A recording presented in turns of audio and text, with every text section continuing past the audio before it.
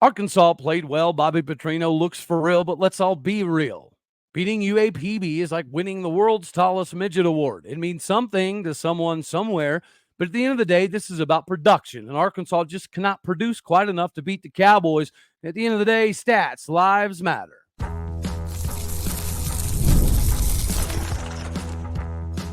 You are Locked On Oklahoma State, your daily podcast on the Oklahoma State Cowboys, part of the Locked On Podcast Network, your team every day.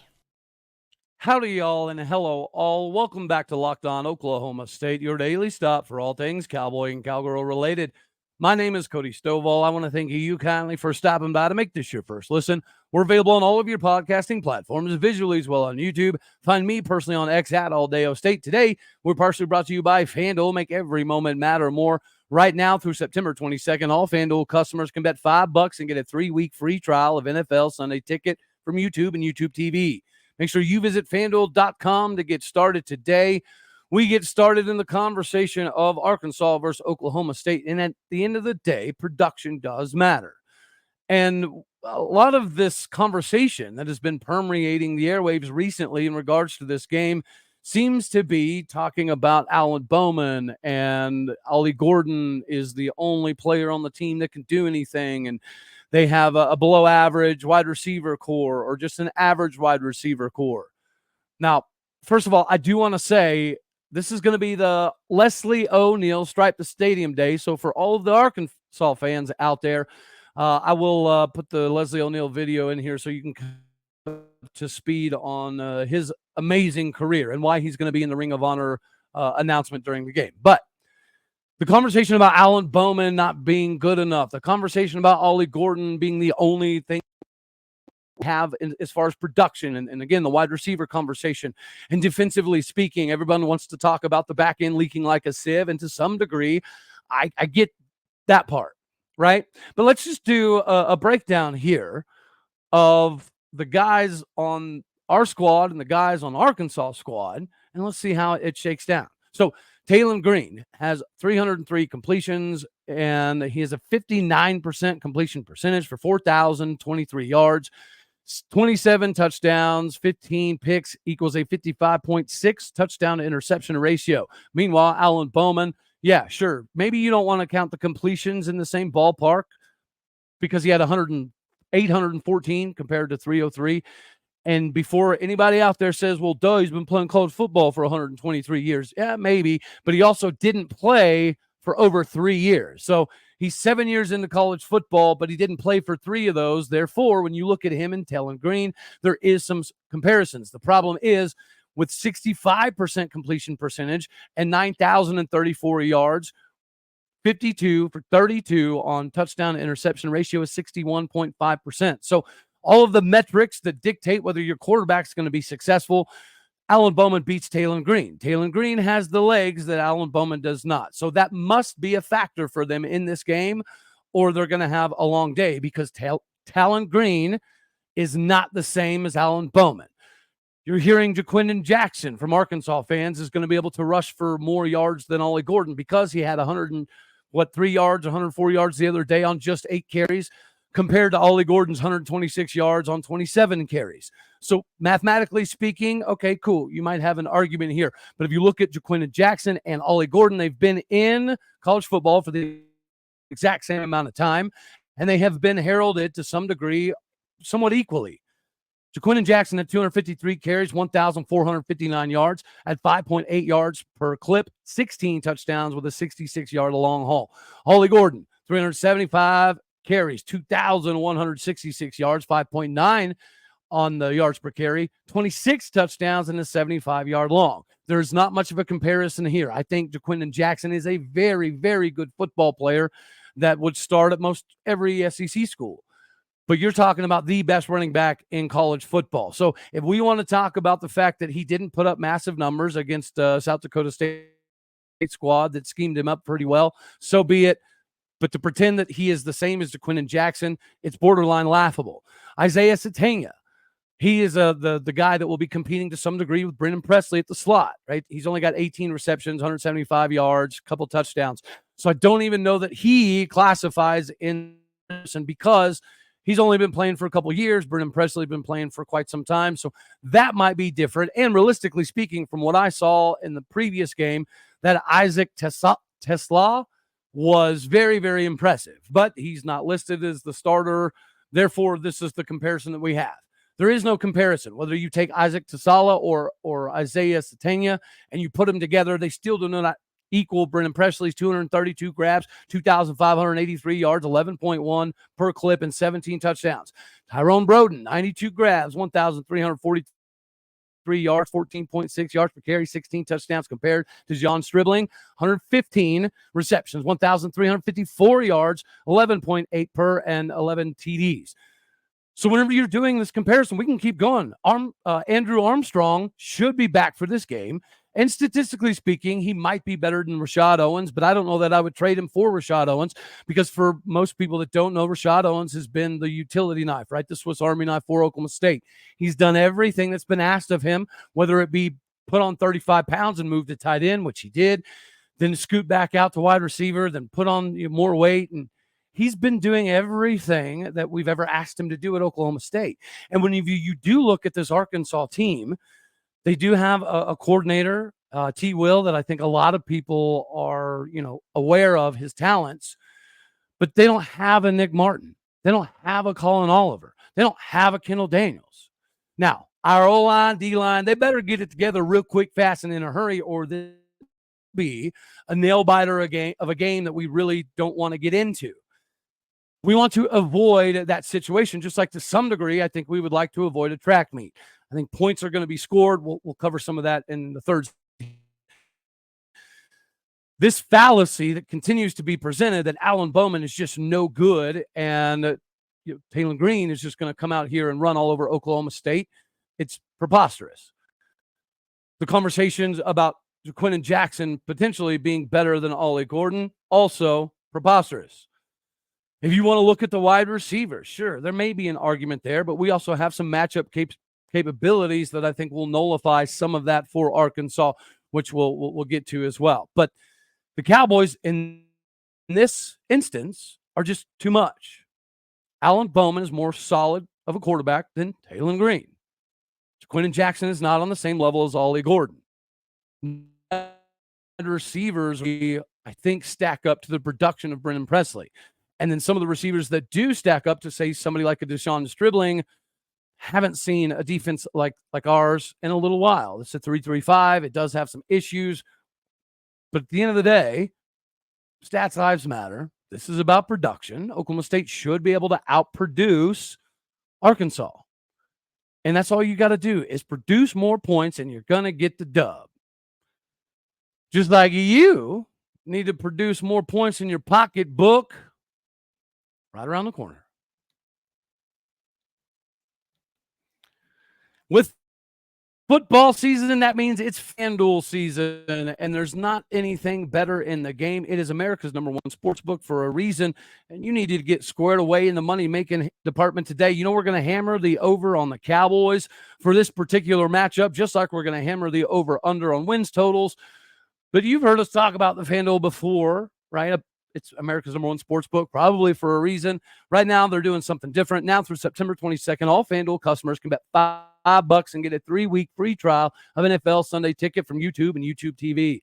Then with the YouTube TV base plan, you'll be able to watch every regular season Sunday afternoon out of a market game. All you're going to need is a Google account and a current form of payment. You can cancel at any point in time. FanDuel likes to do something special for our listeners, and this weekend, make sure you check out FanDuel's Profit Boost in the app and use it for the FanDuel's Double Your Winnings on Sunday pregame moneyline bets. The Profit Boost will be live starting on Friday. Make sure that you get squared away today with FanDuel by going to FanDuel.com to get the best in the game. Go to FanDuel.com today to get play. Just like the Cowboys have a lot going for them in this game that should allow them to continue to be pretty squared away. So let's talk about some of these matchups that are going to be paramount to the success for Oklahoma State. This isn't going to be numerical, right? I was going to do a top 5, but I feel like there's more layers to it, so I'm just going to hit you with it. One of the biggest, if not the biggest matchup of the weekend is going to be Deshaun Brown and Jaleel Johnson versus Fernando Carmona, 6'5", 325-pound tackle, transfer from San Jose State. Is he going to be able to do enough to athletically compete with Deshaun Brown and Jaleel Johnson for 4 quarters? We need to find that out too as Oklahoma State fans, because thus far, Deshaun Brown and Jaleel Johnson haven't quite done what we've expected them to do. I know it's early on, we had 1 game, but I think to some degree I'm counting last season as well. Deshaun Brown has NFL pedigree, NFL abilities, and an NFL body, but he needs to get up in the statistical categories. He's not yet. Neither is Jaleel Johnson for the most part. That needs to change in this game. Another massive matchup is going to be Corey Black, and I'm not just being figurative, I'm being literal as well, because Tyrone Broden is 6'7", 220 pounds. He doesn't move like it, doesn't run like it, but he is that guy. So if Corey Black is going to take this 5th-year ability and the interception that he had from the previous week and carry it over, there's not going to be a better time, especially early on in the season, to make a statement. Right? We do have Tedoroa McMillan. We do have Noel and Higgins at Iowa State. So there are some wide receivers in this league that you have to pay attention to, but none of them are 6'7", 220 pounds. And one thing I will say positively, right, for Arkansas, guys, they have 11 wide receivers over 6'4", and 7 of them are over 200 pounds. So their wide receiver room is kind of like a bunch of Rashad Owens that could also play a little bit of tight end. That might be a benefit to them unless Corey Black can completely nullify Tyrone Broden. Rashad Owens, our wide receiver against Marquise, the bumping gums dude, Broden. He has a nickname. It escapes me at the moment. Or Marquise Robinson, sorry. Rashad Owens, Marquise Robinson. If we recall last year, the interception that he had off of Allen Bowman, if I recall correctly, was to Deshaun Stribling. But Rashad Owens is that get-back guy, right? He's the big brother that will, set the course straight and make things right. I expect Rashad Owens to do that. There might be a couple crackbacks. I'm sorry, that's not the right verbiage. Crackbacks are no longer legal. There might be a couple extra decleating times in this game for Rashad Owens on Marquise Robinson, and I know we all can't wait for it. Kendall Daniels against Luke Haas. I'm not going to harp on the fact that I think Luke made a mistake here, not necessarily because he chose Arkansas, but because he never really honestly considered Oklahoma State.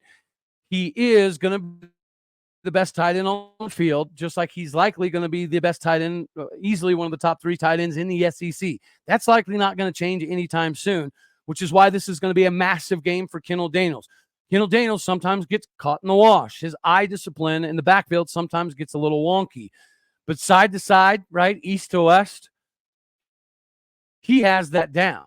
And Luke Haas is a tight end that is going to cause a problem for most people out in the flats, but most people don't have a 6'4", 245-pound safety / linebacker to be able to cover Luke. So that's a big matchup for me to watch. Allen Crawdaddy Bowman versus the world. I've said it before, so I don't mind saying it again. I'm not 100% sold that Allen Bowman is the best quarterback on the Oklahoma State roster. He is the most veteran. He is the most understanding of the offense. He is the one that was very instrumental in making these option route concepts a thing with the wide receivers. And here I am, defending Allen Bowman. What we needed to see out of Allen Bowman was that pocket presence, the better awareness to remove the moniker of Crawdaddy, right? And to not break his own record of how many yards you can throw into the stands. Well, we didn't see that week 1. And again, you can say whatever you want. It was an FCS opponent. But they schematically had a very good game plan for Oklahoma State. They did a phenomenal job against Ollie Gordon, which means offensively we did not do near enough to take advantage of situations. But I am personally starting to get a little frustrated myself for not even being a big-time Bowman guy. The disrespect that he's getting nationally is ridiculous. Oklahoma State hasn't necessarily had a plethora of NFL-level quarterbacks. But whenever you look at Allen Bowman, he does stack up. He did throw for 3,200 yards, almost 3,200 yards last season. The interceptions are atrocious. But the same thing is going to be said about Arkansas's quarterback. The completion percentage. It's not great, but it's way better than Arkansas's quarterback. This should be a day where Alan Bowman can show some of the hate that he's not an AARP member that doesn't know how to play the game, that cannot distribute the football. There's going to be turnovers in this game. The question is it going to be Alan Bowman or is it going to be Arkansas's Taylen Green? Because most people are assuming that Alan Bowman is not going to win this matchup. And that is just, that's wild. That's absolutely wild to me.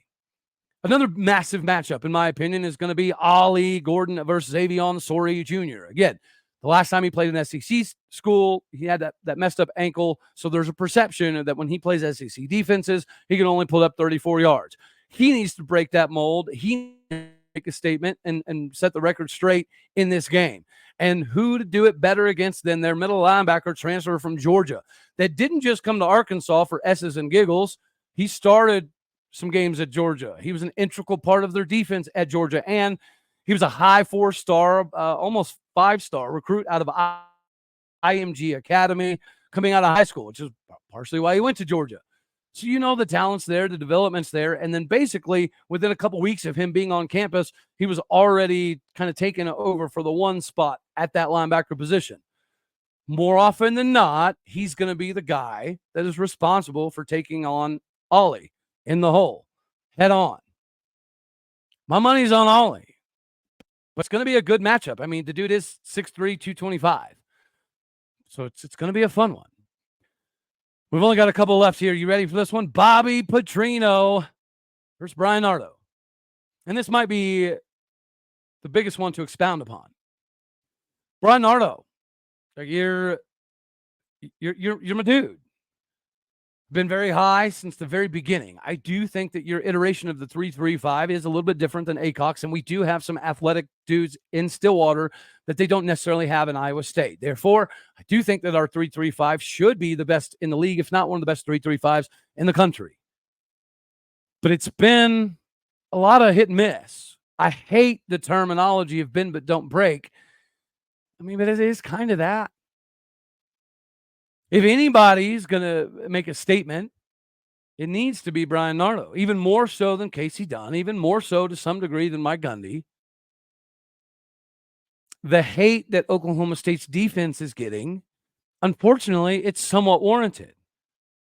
Non-Oklahoma State fans don't die in a hoot about how many fourth quarter turnovers you've come up with schematically to win ball games.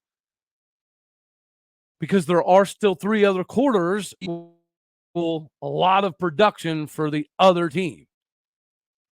Last year, we were able to lead the Big 12 in sacks and forced fumbles, and I believe another statistical category defensively as well may have been fumbles forced. I don't know.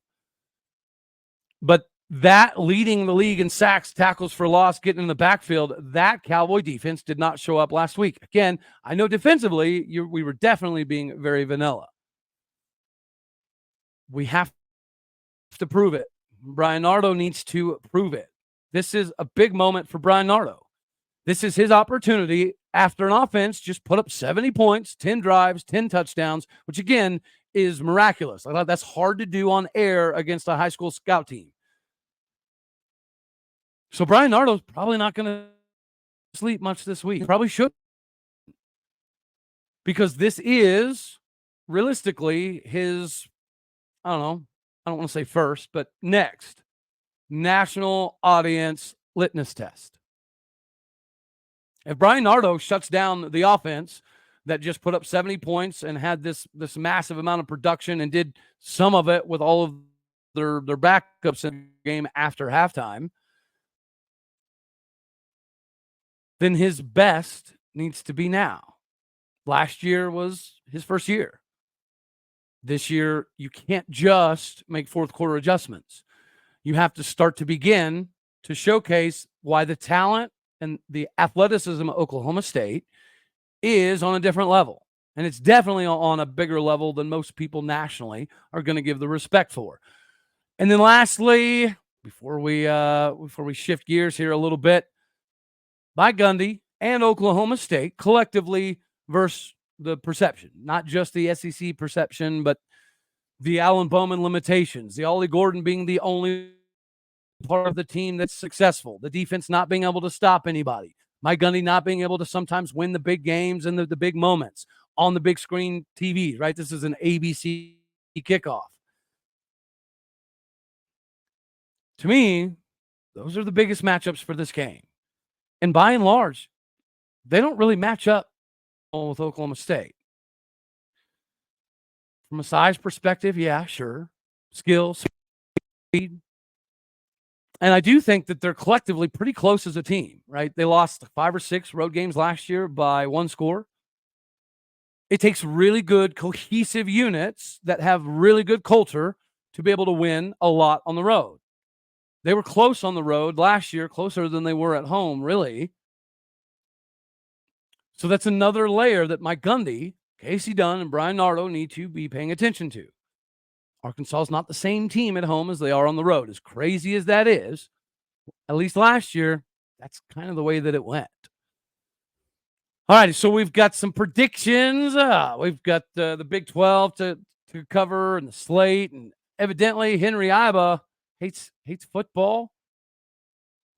I don't know. Who knew? I don't know. But anywho, before we shift to segment 3 here, we got to talk about the hiring department, because in today's economy, it's not the easiest thing in the world to do. When you're trying to find the best for your company, there's nobody in the game better than LinkedIn. There's a lot of craziness going on in the hiring world. You don't know what you're going to get, and LinkedIn allows you to kind of siphon through some of the craziness to get the most qualified candidates for your job. It's not just your run-of-the-mill job board. It's a place where they hire professionals that you can't find anywhere else. Even those who aren't exactly searching for an active role in a job might end up being the perfect candidate. In the given month or so, over 70% of LinkedIn users don't visit other leading job sites. So if you're not looking at LinkedIn, then you're probably looking at the wrong place. 86% of small businesses get a qualified candidate within 24 hours. Hire professional on LinkedIn. They know that small businesses are having to do a multitude of things nowadays, more so than ever. That kind of, eats up the time, which eats up the resources that you have to hire. LinkedIn is constantly finding ways to make the process much easier for you and the employer. All you need to do is get on LinkedIn today. That is linkedin.com/lockedoncollege, all one word. Again, that is linkedin.com/lockedoncollege, all one word, to post your job for free. Get it done so you don't have concerns. Locked On College is that code. Terms and conditions do apply.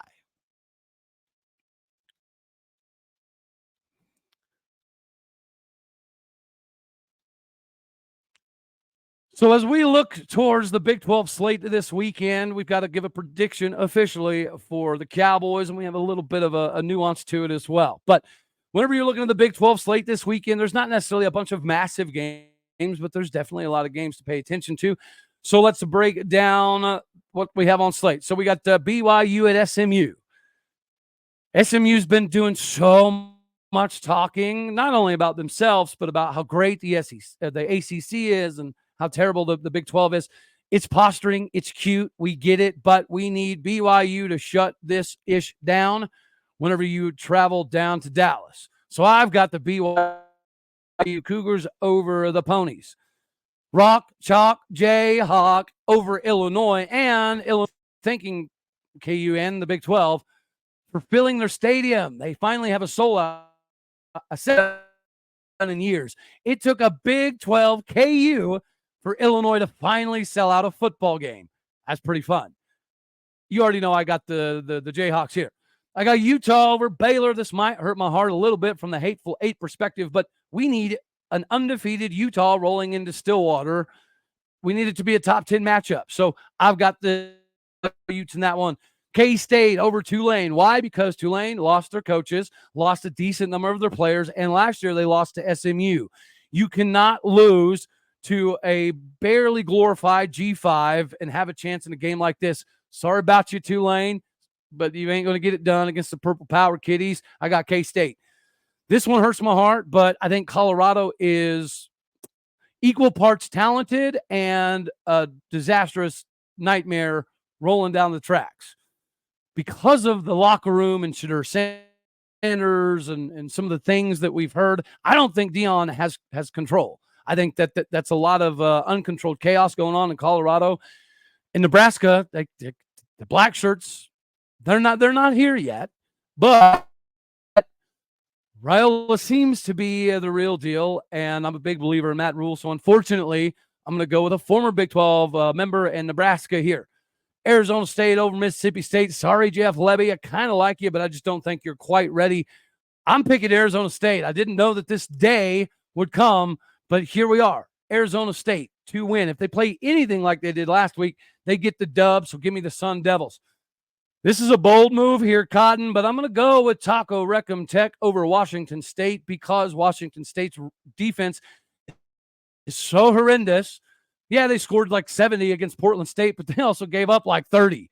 30 points to Portland State is not a good look. And Texas Tech's offense can hum if Baron Morton is healthy and Jalen Conyers is in the game. Both of those are likely to be happening. I don't think they can slow down Tech. I don't think Tech can really slow down them a lot either, but they should get more stops than Wazoo. So give me the Red Raiders. Cincinnati over Pitt. Why? Because Pitt sucks. And Pitt's in the worst league in the country. Pitt's just a disastrous nightmare. And unfortunately, they don't really have a lot of good representation out here. So I'm going to pick on them and maybe not get a lot back, but it's okay. Give me the Bearcats. I like the Indiana Sorsby transfer quarterback. Looked pretty good. He needs to keep it rolling. This one hurts my heart again, too. Love you, Cyclones. I do think that Rocco Becht is a pretty decent quarterback. I do think that you have two of the top 5 wide receivers in not only the Big 12, but two of the better receivers in the country. I don't know that offensively you can keep up. I know that's wild to say, but this is a new Iowa team with a very streamlined offensive approach. It's not your old school Iowa. They're going to try to throw the ball. They're going to try to score some points. And if they do that, I don't know that Iowa State is going to be able to hold them off, especially with it being at Iowa. So unfortunately, give me the Hawkeyes. West Virginia over Albany. I don't have enough time to rag on West Virginia appropriately. I'll just say that was the most embarrassing disaster of the week, including Colorado's crazy performance. Houston, yeah, that was pretty bad. So you're right there with Houston on how embarrassing of a performance that was on behalf of the Big 12. That was ugly, West Virginia. So hopefully you get back on track. I have you over Albany. UCF, former Cowboy defensive lineman and line coach Greg Richmond is going to be on hand as the Sam Houston coach, but not enough. Give me UCF. TCU over Long Island, of course. Arizona over Northern Arizona, of course. OU over Houston. I hate that, but Houston they were bad. Finally, the Cowboys 38-30 over the Arkansas Razorbacks, which means that we do hit the over on the spread as well at 62.5. Real quick, Cowgirls soccer, they are undefeated. Now, one game to pay attention to will be September 26th when we play BYU. That's likely the best team in the Big 12. That will be a very good barometer for if this Cowgirls soccer team is as good as it appears or if they've still got a little bit of work to do. And apparently, Barry Trammell wrote an article about how Henry Iba did something to football that didn't help football way back in the day. I'm not paying the Oklahoman crap fest, so I'm not going to read the entirety of. If somebody can kind of give me a rundown, that would be cool. But I don't know. I don't know why it matters. Like if Henry Iba didn't love basketball or football because we were a basketball school and a wrestling school at the time, I mean, so be it. I get it. I don't understand the controversy, so maybe somebody can explain it to me. But until then, that's all we're going to have for this one right here. As always, you know I love you. God bless. Go Pokes. Thank you for tuning in to make this your first listen here on Locked On Oklahoma State. Like it if you like the daggone hang. Dislike it if you don't. That's okay too. More importantly, share, comment, and subscribe. A podcast of people out there. Do what you do. Hit the stars. Leave a review. Later, my taters.